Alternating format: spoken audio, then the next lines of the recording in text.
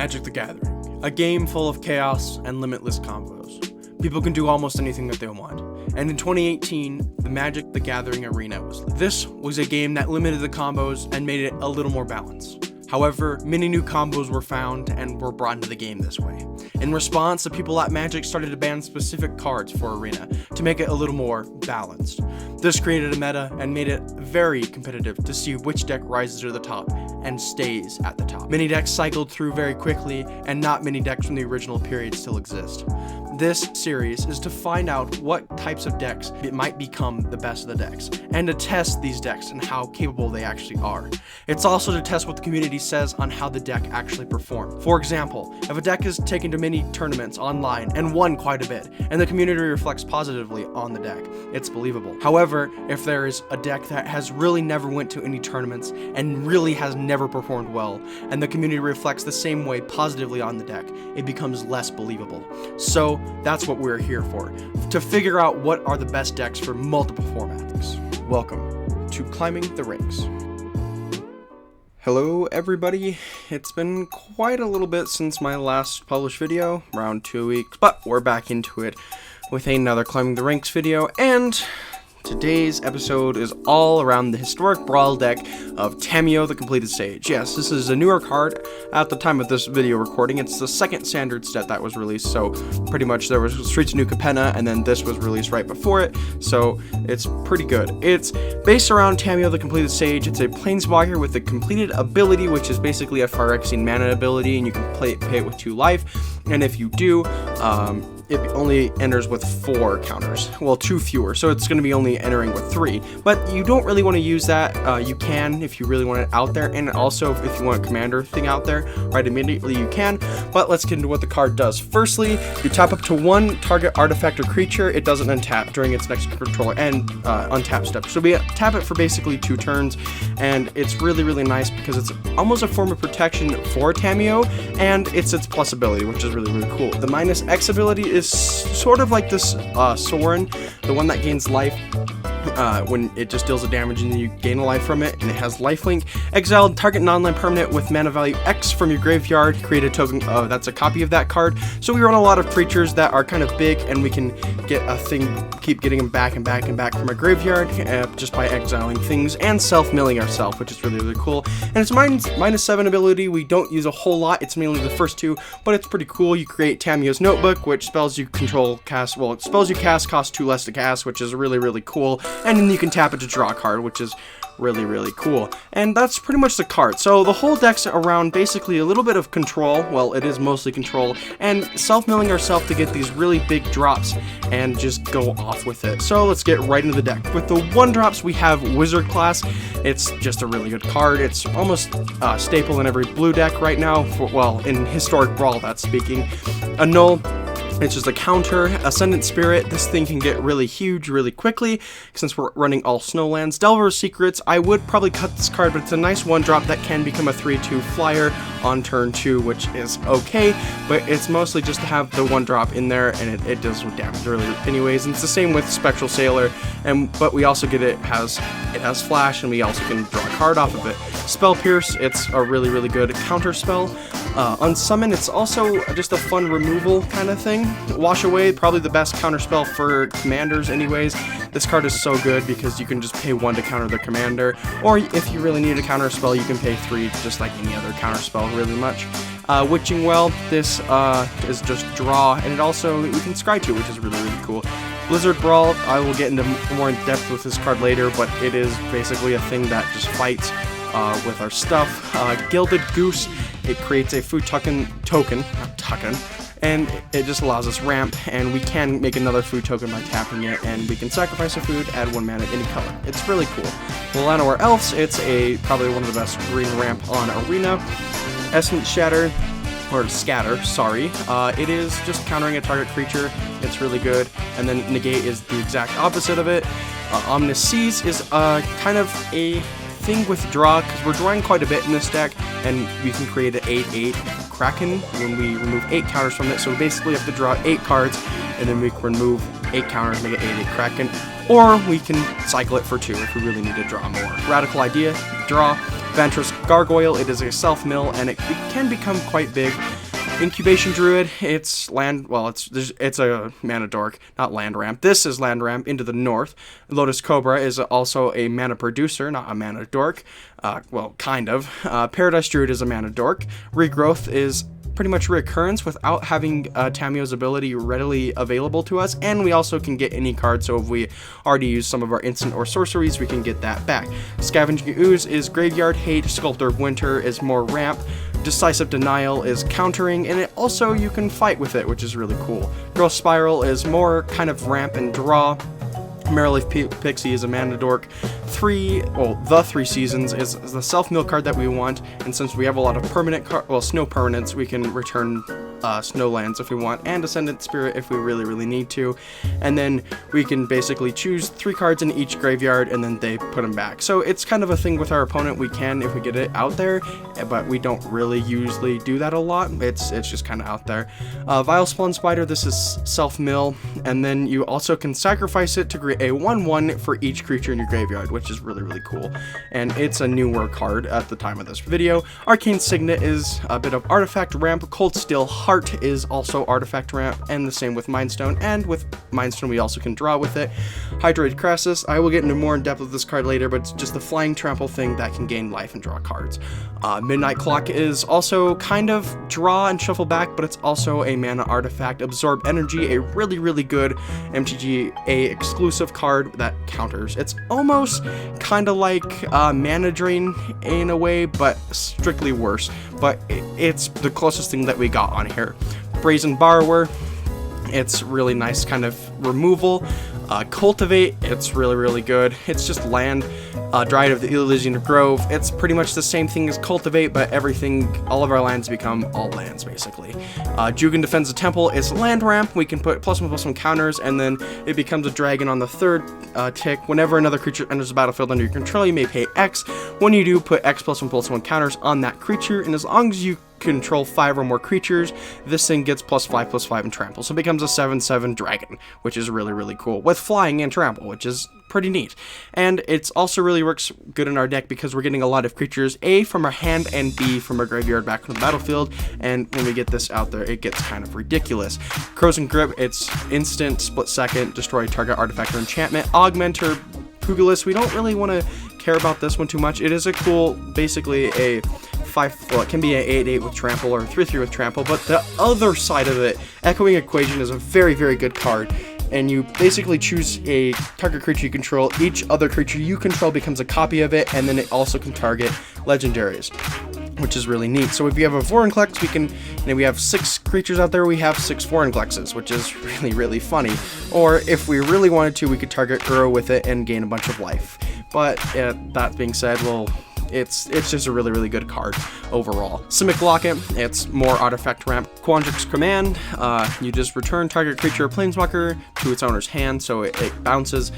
Counter target artifact or enchantment, so it's also a null. You get to put 2 +1/+1 counters on target creature, and target player shuffles up to 3 target cards from the graveyard in your library. So it's kind of like the 3 Seasons last effect, and all in a 3-drop, and you can choose 2, which is really cool. And like I mentioned earlier, Uro, you can see why it's so OP. If you go to the little bit to the right, the not legal area, it is quite overpowered. It's land ramp, gaining life, and drawing a card, which is really crazy. It's almost like a growth spiral every turn, if you can get it out every turn, which is really cool. And you can also Tamiyo it, but you don't really want to do it because it's just gonna have to sacrifice itself anyways. Onto the 4-drops. Teferi, Master of Time. This card is really good. I will also get into this card depth later, or more in depth I should say, but it's a very good planeswalker. Undercover Operative, this is a newer card. Well, it's the newest standard set as recording this video. It's out of New Capenna, and basically it can target any creature on the battlefield and become a copy of it, and then if it's your creature, it enters with a shield counter, which is really cool. Shield counters are almost like a one-time indestructible thing, which is really cool. World Shaper is mill, and then it also, if it dies, well, it's self-mill, I should say, and then when it dies, you return all land cards from your graveyard to the battlefield tapped, which is really, really cool. And we also have Seraph, the Viper's Fang. This is probably one of the best green cards we have on here, giving everything Death Touch, well, tapped creatures, and untapped creatures you control have hexproof, which is really, really cool. And it doesn't target itself, sadly, but, I mean, it does things really, really good. Quandrix Cultivator, it is similar to Cultivate, but we only get one land, and that land has to be either a forest or island card. But other than that, it's really, really cool, and it doesn't have to enter tapped. The land doesn't have to enter tapped, I should say. Lithoform Engine for double triggers. We can get any trigger in our deck, mainly Tamiyo, but anything that we want we can get. Imarith, Desert Doom. This card is very good. I'm not going to get in depth to this card because we only play it once, really, but when it has Ward 4 as long as it's untapped, so if you don't attack with it, or if you give it Vigilance, and then when it deals combat damage to a player, draw a card, and then if you have fewer than 3 cards in your hand, you draw cards to the difference. So if you have 0 cards, I draw 3 or 2, and you know the deal. It's just a really, really good card. And the next card is Time Warp. I don't really have to explain this, it's just turn. Elder Gargaroth, it's also just a very, very good card, and what would be funny, I would like to see, because it doesn't happen in this video sadly, but to Echoing Equation in Elder Gargaroth, that would be pretty fun. Moride of the Frost, this card is really, really, really good. It basically is kind of like Undercover Operative, but it's also legendary, and if it enters with 2+1/+1 counters if it's a creature, and it's just a really, really good card. So if we have like a 4/4, it becomes a 6/6 with it's just a really, really good card. And if we were running things that have to do with Changeling, it could come into play there. But having just a copy of a permanent you control, any permanent, is really, really good. Discover the Formula. It's basically draw 3 non-land cards, and then everything in your hand gets 1 less to cast, which is really, really cool. And Sublime Epiphany. I don't really have to explain this card. It's very, very good. You can counter 2 things. You can counter target spell or target activated or trigger ability. You can choose 1 or more, which makes this really even better. And then you can return target non-land permanent to its owner's hand, so it can be a evasion of a board wipe if you don't want to counter the board wipe. If they're somehow doing something with 2 board wipes, like Settle the Wreckage as an instant speed. And you can also create a token that's a copy of a creature you control, so it's copying. Sadly, it doesn't affect legendary, so you'll have to still play with the legendary rule, but anything else it really copies, and then you draw a card. Well, target player does. And that's it. It's just overall really, really good, and since you can choose multiple abilities.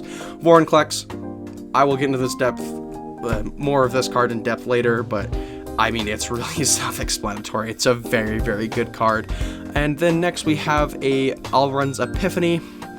I mean, it's just basically Time Warp, but slightly, I would say, almost the same if you foretell it, but if you don't, it's slightly worse, but it's still a really, really good card. And then Kiora, Best of Sea God. I will get into this card also more in depth later, but it's basically Tamiyo with its second ability, and then you gain control of anything they control, which is really, really cool.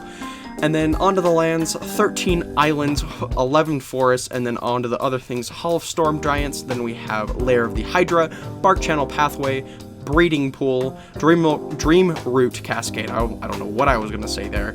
Lit Jar, Mirror Lake, Quandrix Campus, Rimewood Falls, Temple of Mystery, Thornwood Falls, Vine Glimmer Snarl, Command Tower, Evolving Wilds, Fabled Passage, Field of Ruin, and Reliquary Tower. So it's quite a bit of lands. I think it's around 37-ish, but it's really, really good because you don't really have to worry about getting a bunch of lands out there like in other decks.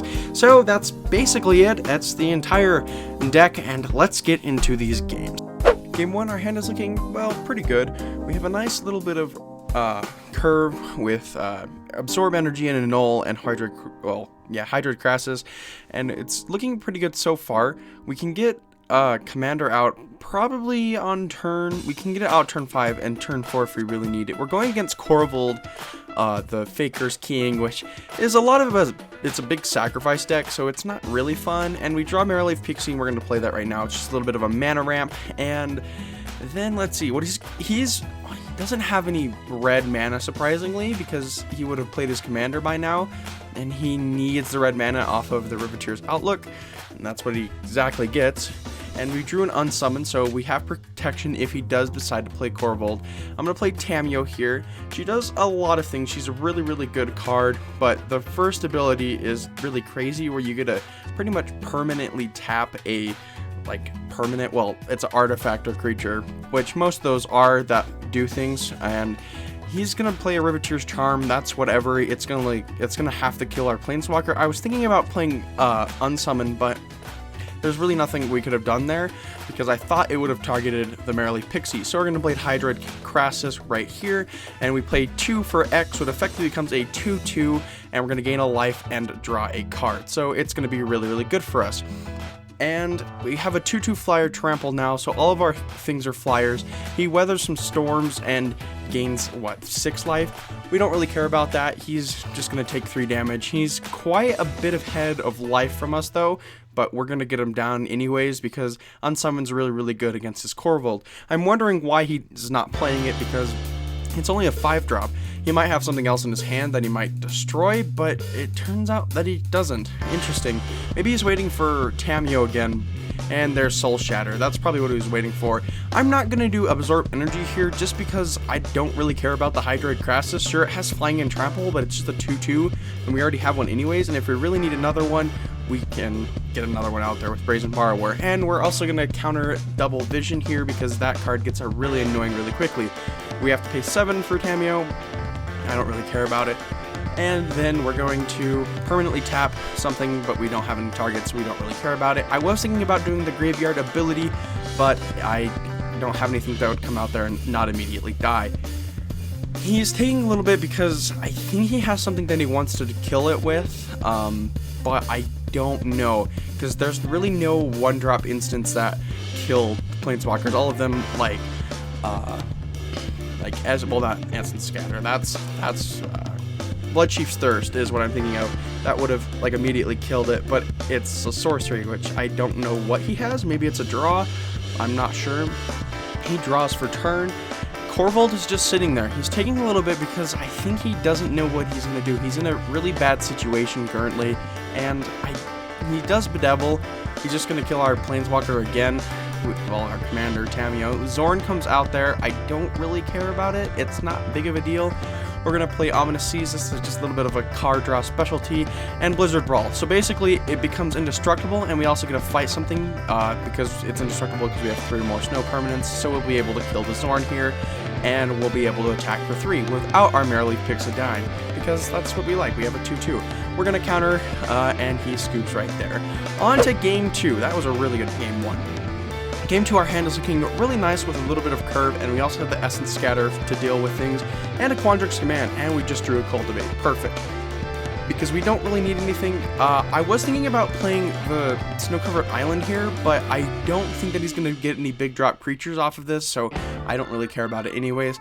We're going against Sorin, the Vengeful Bloodlord. That was what I was talking about a little earlier. That was a commander that brings stuff back from the graveyard. It's pretty neat, but it doesn't do a whole bunch. Cultivate comes out here.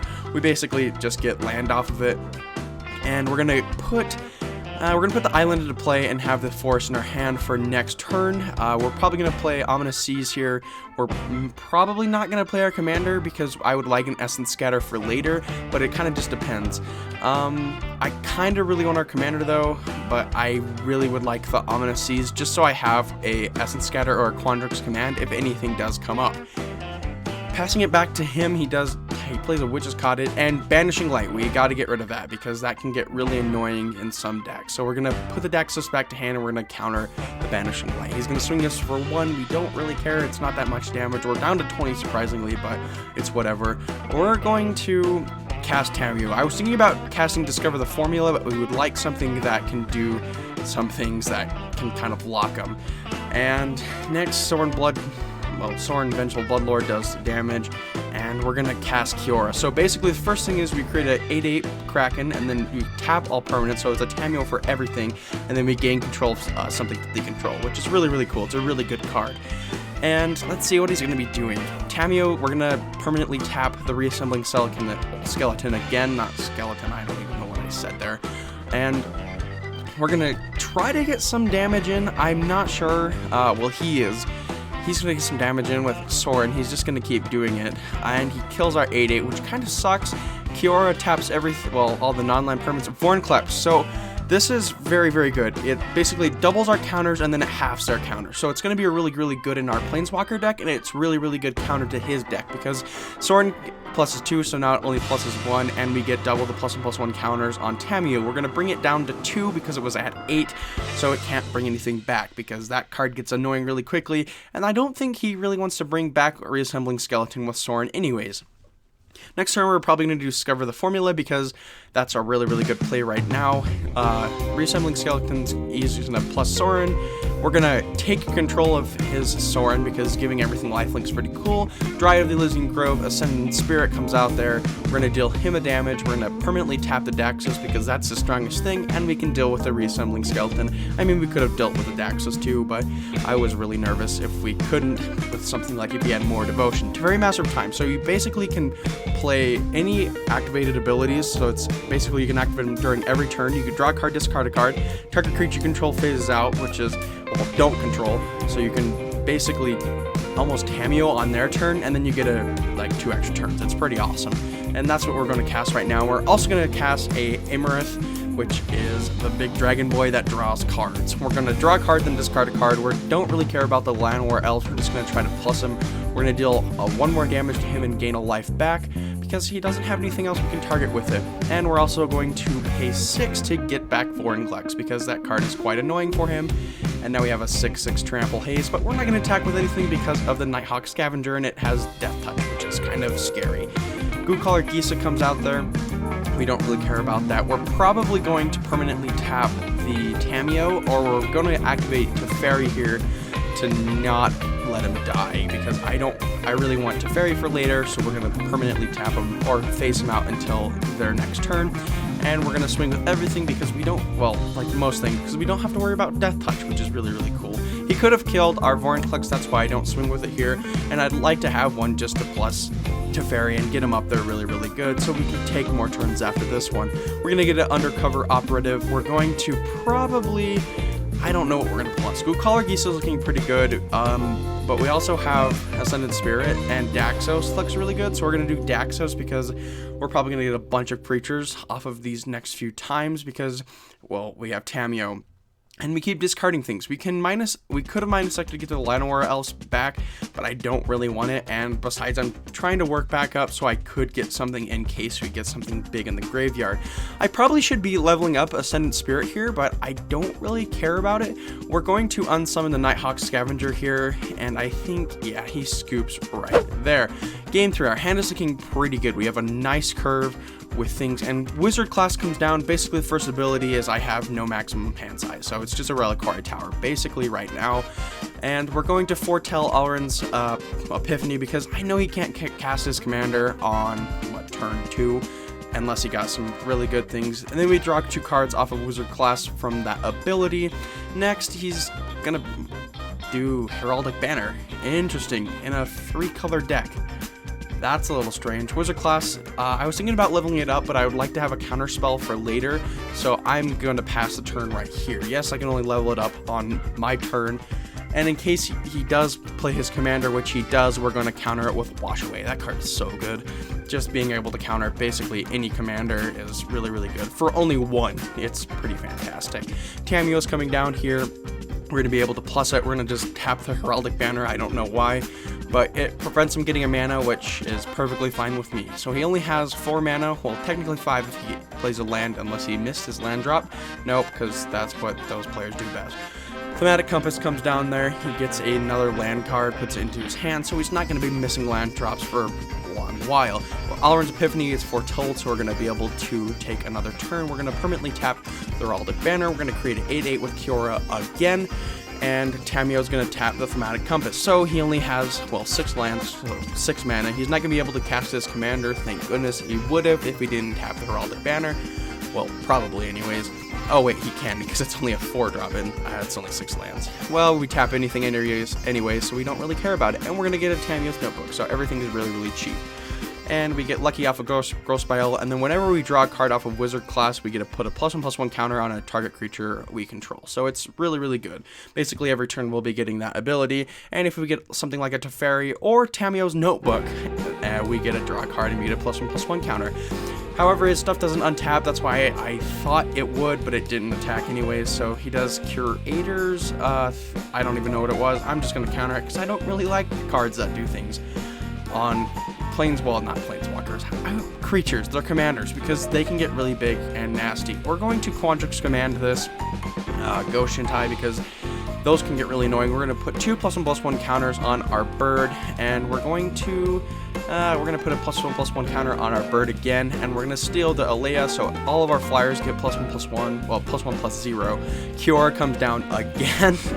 This is ridiculous. We're going to permanently tap his 2/1, and we're going to swing with both of our flyers. I probably could have swung with the 8/8, but I would like a blocker in case he has anything with haste, which these colors really don't, so I'm not too afraid. I mean, there is some black things like Banehound, but I'm not even worried about it. And Sanctum of Calm Waters comes down there. I was thinking about something like a Clackbridge Troll, but I don't know why he would run that in this deck. I was thinking about Spell Piercing it, but he has 2 to pay anyways, and Demonic Vigor goes on it, so when the Alea dies, it goes back to his hand. I was thinking he was going to board wipe, but I thought he would have something like a, let's see, I can't remember, the 2-drop board wipe.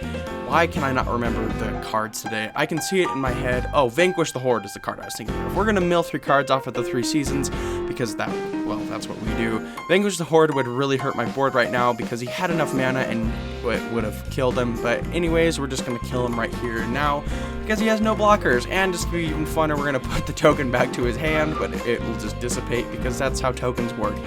Yeah, this game was really, really quick and fun because 2 Kioras, basically, it just works out really, really well. And he's going to go down to -24. On to game 4. Our hand is pretty good. We have a Spectral Sailor, which is a nice little thing in case we're going against it. We are going to reveal the snow-covered island because we have something. He passes a turn, I'm going to flash in Spectral Sailor. It doesn't really matter, and we get our Sculptor of Winter, which is our nice little bit of land ramp. So next turn we can cast Quandrix Cultivator, or if we really need to, we can cast Undercover Operative, but I would like to cast a Quandrix Cultivator, but it basically is just Cultivate, but worse. Kind of. It's a creature too, so we're just going to get a snow-covered forest here because we already have 2 islands. I would like to have a forest as well. We can cast our commander next turn if we really needed to, but I'm probably not. We're going to activate Spectral Sailor's ability in order to draw a card. Please be a land. Sadly, it's not. We're going to deal him 4 damage. He's go down to 19. We're going against Evelyn the Covetous. It's okay. I don't really know why he hasn't, well, it's a 5-drop commander, I believe, so it's not really doing any work right now because he's been missing a lot of his land drops, and, well, we've had a ramp and stuff like that. We're going to get a Sculptor of Winter back off of Tamiyo because we can, and that's a nice little bit of ramp here. And let's see, he's probably going to kill our Planeswalker, yeah, with Bone Shard. That's what I was expecting because that's what black does the best. We're going to Time Warp here. We're going to take another turn, and we're just basically going to deal damage, and he scoops right there, surprisingly. Just guessed he didn't have enough lands. Game 5. Our hand is looking interesting. We'll keep it, and we draw another land. That's exactly what we needed. We can cultivate our Uro on turn 3, which is pretty good. We're also going to foretell an Allrund Epiphany once again. He's going to deal 3 with Haka. Whispering Raven, and he plays Haka again. That's a kind of a cool 2-drop because it's a flyer, and that's a 3/3, and we're going to do Uro right here. So when it enters the battlefield, our attacks may gain 3 life, and then we have to sacrifice it, and it's an overpowered Growth Spiral that I was explaining earlier. It's a really, really good card. So basically on turn 3, we have 4 lands. It's kind of insane. Next, we're going to be able to cast our commander this next turn unless he plays something that prevents us from doing that, but he doesn't have the colors to prevent things like that. Tamiyo comes down, we're going to get some fun things in there. We're going to permanently tap Haka so he can't keep poking us for 3. And he has 4 lands. Well, he technically didn't miss a land drop. Nicobolus Godpharaoh is a really cool card, but it's quite a lot. Trickster God Heist is kind of scary, but it doesn't really do anything because we don't have any creatures out there. We're going to probably do a Cultivate to get 2 lands off of this, and we're gonna get 2 islands because we have 2 forests already. And we're gonna do Tamiyo. We're gonna permanently tap Haka, well, semi-permanently tap Haka, Trickster God's Heist, and he exchanges, what he's gonna exchange? The lands. And what is he gonna do? He's gonna scoop right there. So overall, this deck performed really, really well. I mean, this card is very, very good. It's a very, very good control card, enabling us to basically semi-permanently tap a basically almost any permanent that really matters to tap, like artifact or creature, and making it to where you can also get cards from your graveyard back by just exiling it for X is pretty cool. Also, the Tamiyo's Notebook came in 1 game, surprisingly. It didn't do a whole bunch, but letting everything, like all of our spells in our hand, be 2 less to cast, making a 5-drop a 3-drop is really, really cool. And being able just to tap and draw a card, that little combo that we had with Wizard Class and the Tamiyo's Notebook, it was really, really cool. The only downside of this deck is any deck that could outpace it, like goblins or some other kind of haste or swarm deck, sort of like a Scoot Swarm kind of thing. But even then, tapping like the Scoot Swarm itself and just having that self-protection with Tamiyo is really, really good. Anyways, I mean, it's really, really good deck. It's very solid and very control based, and also, the land was just perfect. I mean, we got close to having no land drops, but it just worked really well. And I was really surprised for, because I thought that this would definitely be too little of land. So, overall, the deck performed very, very well. The nice little bit of ramp with Uro and things like Cultivate were not in the original deck that I made for it, and I added them in there, and it definitely became a lot better. So, thank you for watching. Please like and subscribe, and